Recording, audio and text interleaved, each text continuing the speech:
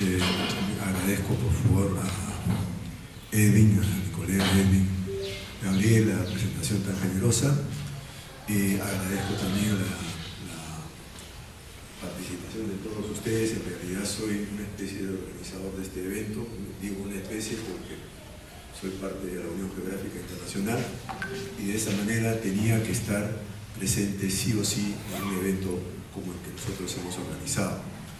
Bueno, lo que quiero presentar de una manera bastante rápida es un trabajo que recién estoy iniciando, que es los análisis de estudio de línea base física en el Perú como parte de las evaluaciones ambientales. Y les digo, estoy recién iniciando porque ya estoy dejando la tarea operativa constante. Por muchos años he sido responsable de estudios físicos en numerosos estudios ambientales en empresas privadas y ahora ya estoy pasando prácticamente al terreno puramente universitario. Así que en ese sentido me permito adelantar, ¿no? un trabajo muy preliminar todavía, así que nada más que con la intención de despertar un poco la mirada crítica, la mirada reflexiva desde el punto de vista de lo que yo creo que es geográfico, sobre esto que es estudios físicos como parte de la evaluación ambiental. Digo como parte porque obviamente todo lo que es medio ambiente implica un medio biológico, un medio físico y un medio sobre todo social y económico, histórico, etc. Esa es la connotación ambiental y la línea base física, que es donde más he trabajado con mucha continuidad, digamos, desde que empecé mi trayectoria de egresado recién en la Oficina Nacional de Evaluación de Recursos Naturales, es en estudios físicos. En ese sentido, más que por ciencia, sino por experiencia, vengo a transmitir algunas líneas en ese aspecto. Muy bien. Dice ahí capítulos y disciplinas de la línea base física o de la LBF, como todo el mundo la conoce, ¿no? Bueno, en realidad es bastante amplio. Tiene todo lo relacionado a la atmósfera, a la litosfera y a la hidrosfera, básicamente, mientras que la biosfera estaría prácticamente ligada a la línea base biológica. En la atmósfera tenemos, pues, lógicamente, meteorología, clima, zonas de vida. En la parte del relieve, y en la parte del relieve tenemos más: geología, climatología, fisiografía, suelos, y hay algunas disciplinas conexas a esas, como capacidad de uso mayor, paisaje, uso de la tierra.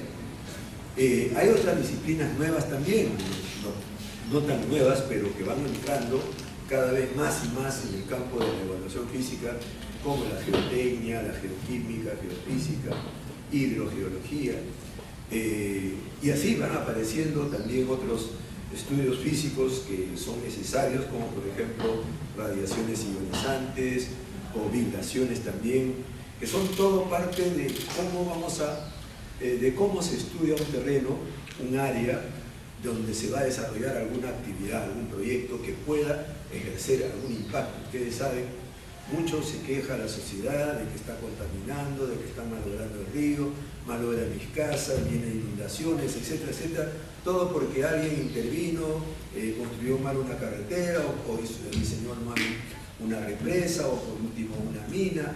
La sociedad siempre está en eso y esas actividades, esos proyectos los necesitamos. Pero si no hubieran eso, bueno, el mundo estaría prístino, virginal, de muy buena calidad ambiental, pero sin desarrollo social, sin desarrollo económico, como todos aspiramos. En ese sentido, los proyectos requieren los estudios de línea base. Una de ellas, la línea base física, con todas estas disciplinas. También tenemos la calidad ambiental, ¿no? Como parte ya de la línea base física, una línea más novedosa, más independiente, que es básicamente medir, como lo acaba de expresar el ingeniero Alberto Mercado, medir cómo está la calidad del agua, cómo se ha contaminado, cómo entrega un proyecto el agua que está usando. Usa un agua con tales propiedades y debe entregarla con tales propiedades, ¿no? Es así. Igual el aire, igual los suelos pueden ser afectados. Entonces, en ese sentido, lo que nosotros estamos diciendo como la línea de base física nos permite o nos entrega una serie de problemas. No es que nos entrega soluciones solamente, nos entrega más problemas que soluciones. Es más, en este momento vengo yo más a proponer los aspectos que se ven difíciles, mal hechos, etcétera, que decir los buenos. Hay muchos, pero es más importante, creo yo, resaltar lo malo, no por ser negativista, sino simplemente por evitar ese tipo de problemas, o por lo menos minimizarlos, aminorarlos. El estudio ambiental inicia con la selección de un área. Por ejemplo, esta es una zona minera, y vamos a hacer un proyecto X dentro de esa zona minera. Es zona minera tradicional, conflictiva y complicada, la zona de Patás. Complicada por una serie de razones, conflictiva por todo lo que ya conocemos, hay hasta muertes, asesinatos, ese oro, ¿no? Es el oro el que genera toda esta realidad. Pero vamos a suponer que un proyecto cualquiera, simplemente una construcción de una línea eléctrica para mejorar tal capacidad productiva minera en algún sitio. Esa línea eléctrica puede tener 3 o 4 kilómetros, unas cuantas torres y un tendido, altura, cables, voltaje, etc. Bueno, entonces hay que seleccionar el área por la cual ese estudio se va a hacer. Ese estudio se va a hacer contando con caminos de herradura, se va a hacer aprovechando la carretera existente, se va a trasladar materiales, se va a sacar material de cantera, etcétera, etcétera, o se va a disponer materiales en algún sitio que pudiera ser peligroso, provocar un derrumbe. Entonces no es fácil seleccionar un área. No es tan sencillo. Es más, la gente muchas veces quiere no ser parte del área, la gente que vive ahí, pero a veces quieren ser parte del área para recibir el beneficio económico, de ser compensados. Y entonces hay que pelear con una serie de intereses y al mismo tiempo hay que tener un criterio técnico para decir este es el área que realmente debería estudiarse a fondo. Segundo, también la mayoría de temas de la línea base física están muy relacionados. Ustedes han visto esa cantidad de temas allí. Y muchas veces, por lo menos al principio, he visto con bastante frecuencia, que en la línea base física se contrata a un meteorólogo, a un geólogo, a un hidrólogo, a un geotecnista, etcétera, etcétera, y cada uno produce lo suyo. Pero en realidad están relacionados. No es posible estudiar hidrología sin conocer bien el clima. No es posible estudiar bien el suelo sin conocer cómo se usa. No es posible estudiar cómo se usa el suelo sin conocer las características del suelo, etcétera, etcétera. Y no se puede estudiar muchas de estas disciplinas si no se conoce el relieve. Y el relieve evoluciona en función de la lluvia, de la precipitación, sobre todo, puedan ser estas esporádicas, irregulares o frecuentes o voluminosas. Entonces, en ese sentido, es un aspecto a llamar la atención.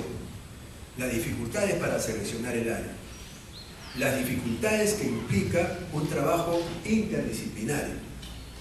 No solamente especializado con profesionales especialistas, sino con relaciones interdisciplinarias. Y algunos aspectos de la LBF, de la línea base física, guardan todavía mucha relación con la línea base social y con la línea base biológica. Por ejemplo, se hablaba de áreas críticas, bueno, en el sentido ambiental, los bofedales altoandinos, los humedales de la costa, las lomas costeras, etc. Diferentes áreas críticas desde el punto de vista ambiental. Bueno, la línea base física tiene mucho que ver con la identificación que hagan los biólogos. Los biólogos tienen que delimitar sus bofedales, pero un bofedal es a su vez un suelo y es a su vez un comportamiento hidrológico. Y entonces hay una interrelación ahí. Porque una vez, si un biólogo delimita un bofedal, y ese es el bofedal a defender cuando el hidrólogo tiene otro criterio adicional o diferente, o cuando el edafólogo tiene otro criterio adicional o diferente, entonces hay que consensuar. No es sencillo. Y también, por último, la sociedad, los pastores dicen, este es mi bofedal.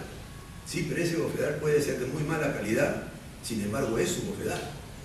Y entonces no basta con decir este bofedal, hay que decir qué tan bueno, qué tan malo, y se está degradando, no se está degradando, cuál es la evolución actual, etc. Y en ese sentido, la disciplina de línea base física, es decir, la geomorfología y la meteorología, tiene mucha incidencia. Por ejemplo, hacemos un estudio obviamente del clima, lo primero que hay que conocer, o sea, una zona llueve, no llueve, hace calor, cómo es, etcétera, cómo funciona a lo largo del año, qué anomalías climáticas presenta, cuáles son las posibilidades. Y con frecuencia se tiene que comprar datos meteorológicos para hacer los estudios, y los datos meteorológicos cuestan. Y las empresas que hacen estudios tienen que contratar todos estos costos, tienen que asumir todos estos costos. Y muchas veces nos presentan solamente estudios de temperatura, y la temperatura nos pone la temperatura promedio.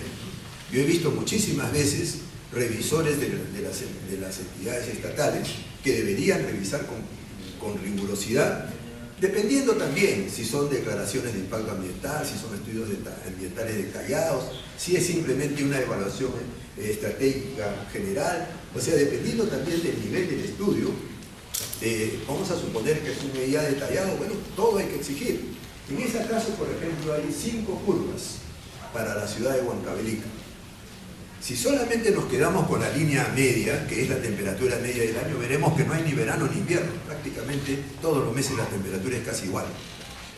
Pero si vemos la mínima absoluta, vamos a ver que ya hay un invierno bien marcado. Con las mínimas absolutas, otro parámetro que generalmente no se usa, ahí vemos que hay un invierno bien marcado. Y con las máximas absolutas, veremos que no es en el verano donde hace más calor, sino en primavera. Y así todavía podemos encontrar muchas más irregularidades. Tenemos aquí en 15.000, por ejemplo, ustedes están viendo la curva de prácticamente una campana inversa ahí de precipitación. En la línea celeste están las precipitaciones totales mensuales, muy abundantes, y en el oscuro está la máxima para 24 horas de cada mes.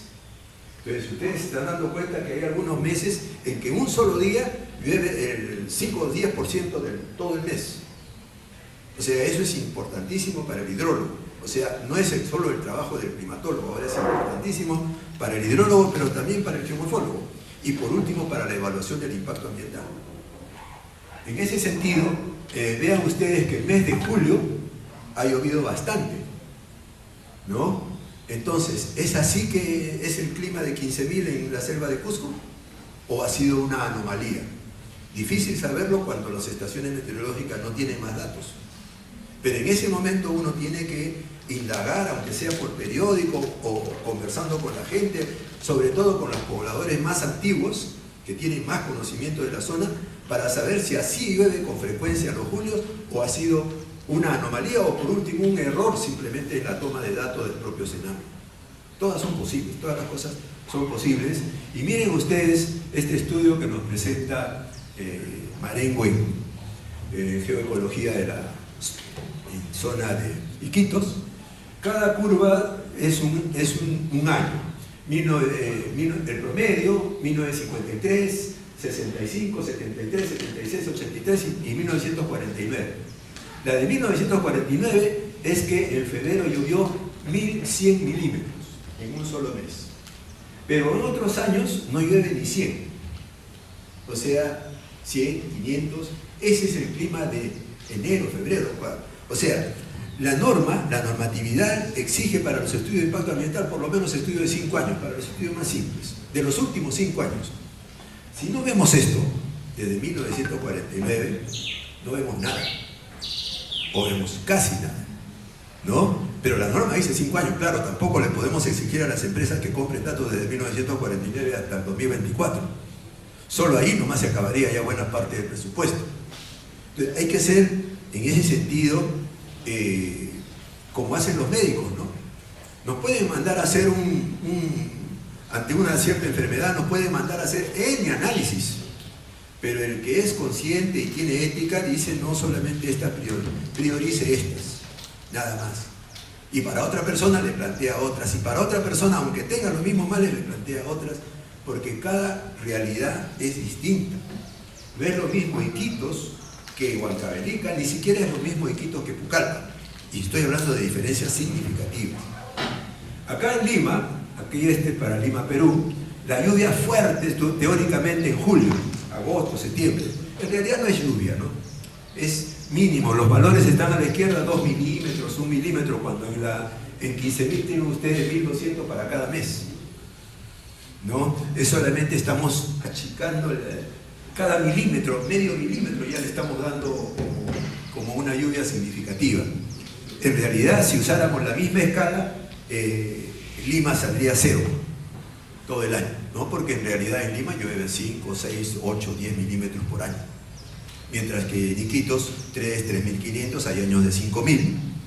En fin, así son las realidades. Es importantísimo entonces, para entender el clima, tomar los datos con propiedad, parámetros a evaluar, antigüedad y calidad de la data meteorológica, para de esa manera caracterizar bien el clima, no solamente caracterizarlo bien, ver sus anomalías y ver el tema del cambio climático. Ese es otro tema fundamental. Y en cuanto a calidad de aire y ruido, lo que se propone es siempre ubicar bien los puntos donde se van a instalar los medidores, de ver la calidad de sus componentes, etc. Pero tanto para aire y ruido, es bien importante tener la ubicación donde van a instalar y la cantidad, porque no podemos llenar de puntos de muestreo cada sitio, porque cada aparato de medición y cada tiempo cuesta mucho. Hay que saber elegir los más importantes e indispensables, y dependiendo otra vez del nivel de detalle con el que se quiere estudiar. En cuanto a la disciplina con relieve, acá hay un problema fuerte de criterio. Se habla de que el depósito cuaternario es el depósito cuaternario para todos, pero no es así. Para un geólogo y para diferentes geólogos, no hay un geólogo que califique un depósito cuaternario de un lugar para la misma zona que otro geólogo, y menos con otros profesionales. Entonces yo, por ejemplo, acabo de separar en esta imagen lo que le llamaríamos cuaternario depósito coluvial, y eso se le va a entregar al amigo de suelos, que por norma, de acuerdo al estudio de suelo y su capacidad de uso mayor que exige el MIDAGRI, el Ministerio de Agricultura, le tengo que proporcionar una información geológica. En ese sentido se le proporciona esto, y ahí tiene sus unidades el amigo del afólogo para definir sus unidades de suelo y sus unidades de capacidad de uso mayor. Pero viene un geólogo y cambia el contacto. ¿Y cuál es correcto? Pues es discutible.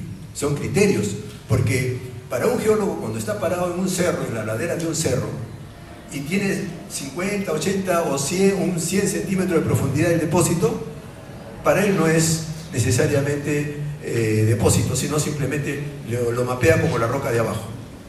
Pero para el amigo que hace el estudio de suelo, esos 100 centímetros de arriba es otro suelo totalmente distinto. Y para el geomorfólogo también, para la disciplina de geomorfología, para la disciplina de suelo. Y entonces, ¿cómo va a salir la capacidad de uso mayor? ¿Cuál va a ser la realidad? En ese sentido, hay criterios distintos en mapeo y caracterización, y escalas muy generales en publicaciones oficiales. El INGEMET proporciona la información geológica oficial, pero al 100.000 o al 50.000. Para los estudios de impacto ambiental de hace ya 10 años, peor para ahora, se necesitan trabajos al 2.000, al 5.000 como máximo, o 10.000 ya pongamos. Pero se está trabajando con información geológica que viene de 100.000 y 50.000. Y entonces se necesita que esa información geológica uno la pasa a las imágenes y uno lo reajusta con su capacidad y su propio conocimiento. Y los suelos y capacidad de uso mayor tienen una elaboración en base a ley. Personalmente considero inapropiado, pero no solo personalmente. Cuando yo trabajaba ya en la Oficina Nacional de Evaluación de Recursos Naturales del año 75, los jefes de suelos, algunos han sido profesores de acá, y ya por supuesto algunos han fallecido, criticaban que el Ministerio de Agricultura está impulsando por norma cómo se clasifica, cómo debe clasificarse un suelo vía una tabla, una especie de recetario de cocina, check, check, check, check, esta cosa, ¿no? Lamentablemente, 40 años después estamos haciendo lo mismo. ¿Por qué? Porque en realidad hay cosas que se pueden normar y hay cosas que no tanto o menos. No podemos reglamentar una fisiografía. La fisiografía es sumamente muy amplia y la información geológica no necesariamente es correlacionable, y sin embargo el estudio de suelo le va a pedir todo eso. Si no, no lo van a aprobar. Y una empresa que hace estudios ambientales tiene por norma la obligación de aprobar sus estudios. Y las pendientes, unos se separan con un rango, otros con otro rango, y además, en realidad, cuando uno se para en cualquier sitio, las pendientes son infinitas. Hay toda clase de pendientes en un metro cuadrado. ¿Cómo podría uno mapear zonas de hectáreas o centenas de hectáreas y decir, esta es la pendiente que domina acá? Es criterio, es conocimiento y es experiencia. Y va a ser, espero, un poco más rápido.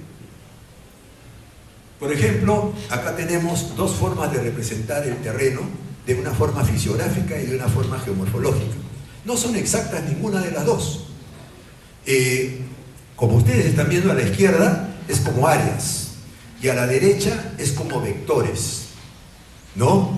Los dos son muy útiles, pero no podemos hacer dinámica del terreno con el mapa de la izquierda, y no podemos hacer un mapa de suelos propiamente con su capacidad de uso con un mapa de la derecha. Hay que encontrar las formas para evaluar bien el relieve. Esa es la idea, porque a unos les interesa cómo es el terreno, a otros les interesa qué pasa en ese terreno. ¿Se está derrumbando? ¿Se está afectando por una erosión subterránea o por una erosión superficial? ¿Qué tanto se está deteriorando? ¿Con qué velocidad? Etcétera, etcétera. Eso nada se ve en el mapa de la izquierda. Y de repente el estudio dice fisiografía y se acabó, y los términos de referencia dicen fisiografía, no tiene por qué hacer lo otro. Pero muchas veces nos piden geomorfología, que es lo que frecuentemente está en el lado derecho, es lo que se pide ahora casi por norma en todos los estudios de impacto ambiental, y muy pocos hacen esto. Es más, el propio INGEMET presenta mapas de geomorfología como el mapa de la izquierda, y eso no es.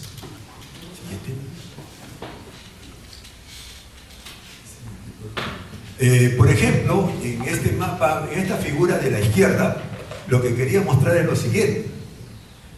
Un valle con algunas crestas, ¿no?, rocosas. Las crestas son de roca dura, las partes fundidas son de roca blanda, y las partes salientes son otra vez de roca dura.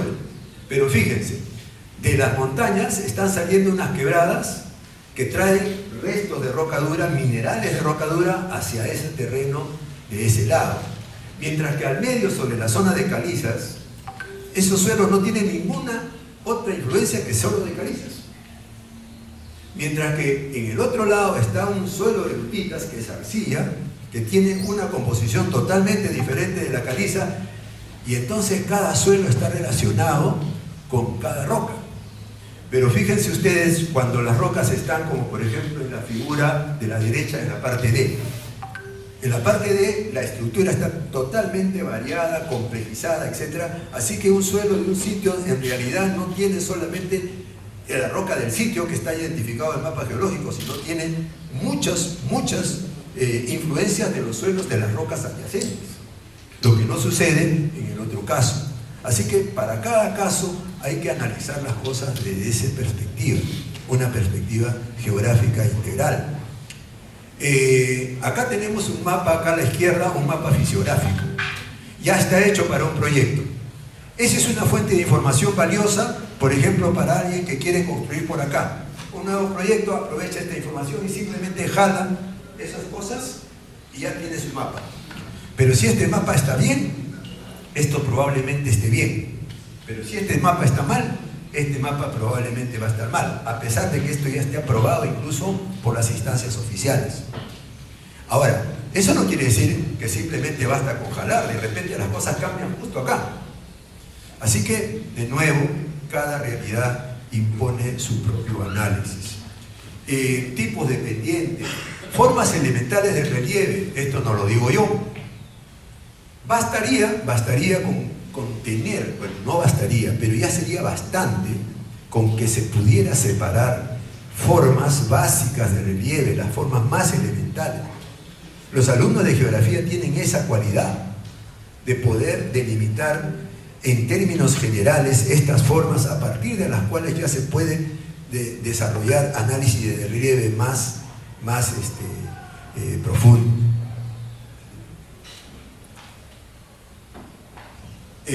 Las pendientes, por ejemplo. Acá a la izquierda tienen un producto de pendientes simplemente digital. La máquina, un DEM, un modelo de elevación digital, les presenta a cada colores un rango de pendientes.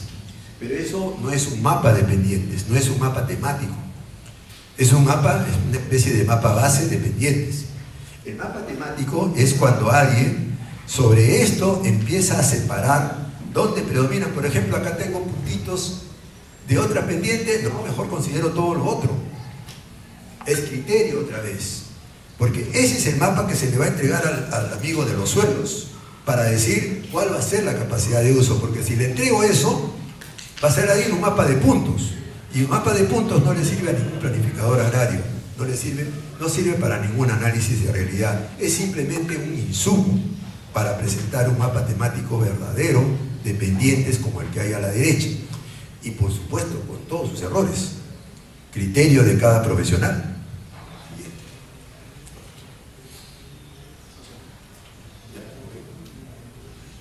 Bueno, no hay más tiempo, pero en la parte del agua tenemos que ver las cuencas, las subcuencas, otra vez los parámetros relacionados con la meteorología. Aquí hay que hacer muchos cálculos para evaluar caudales, pero esos cálculos muchas veces vienen de la data meteorológica. Si la data meteorológica es de los últimos 5 años, estamos haciendo nada o casi nada. Si viene de muchos años, probablemente van a aparecer cosas mejores. Por ejemplo, les voy a decir algo importante. En el año de 1925, el mío del 1925, dato oficial del CENAMI para los años 90, desde los años 70 hasta los 90, es que el río, ese día en Chosica pasaron por el río Rima 510 metros cúbicos por segundo. Hace 40 años que no tenemos caudales ni de la mitad.